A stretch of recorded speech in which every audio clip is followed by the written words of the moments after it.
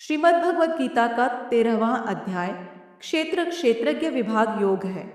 इस अध्याय में भगवान श्री कृष्ण अर्जुन को शरीर क्षेत्र और आत्मा क्षेत्रज्ञ का रहस्य समझाते हैं।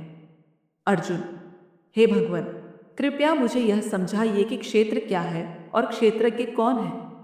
ज्ञान और ध्येय के विषय में भी मुझे विस्तार से बताइए।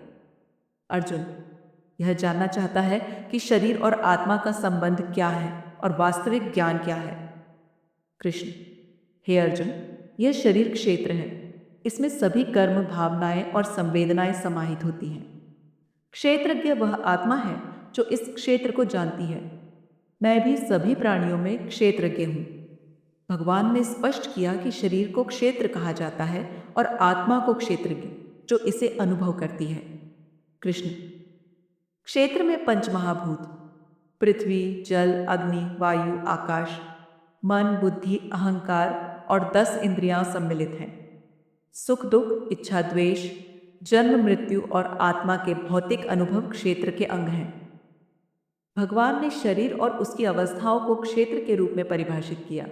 कृष्ण, हे पार्थ, अहंकार का अभाव, सत्य, क्षमा और सरलता, इंद्रिय नियंत्रण, गुरु सेवा और परम सत्य की खोज, ये सभी सच्चे ज्ञान के लक्षण हैं। वास्तविक ज्ञान आत्मा और परमात्मा के स्वरूप को समझना है।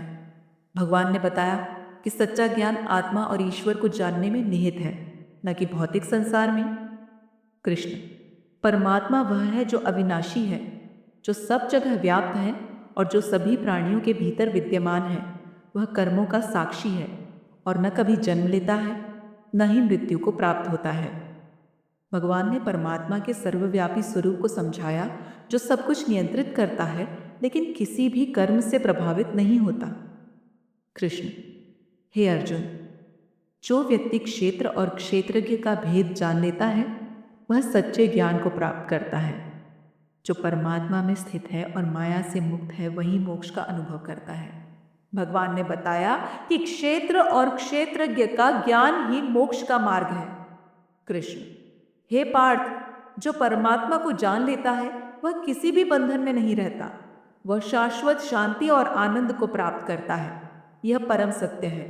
अध्याय 13 में भगवान ने अर्जुन को सिखाया कि शरीर और आत्मा के भेद को जानकर और परमात्मा में स्थित होकर ही मोक्ष प्राप्त किया जा सकता है।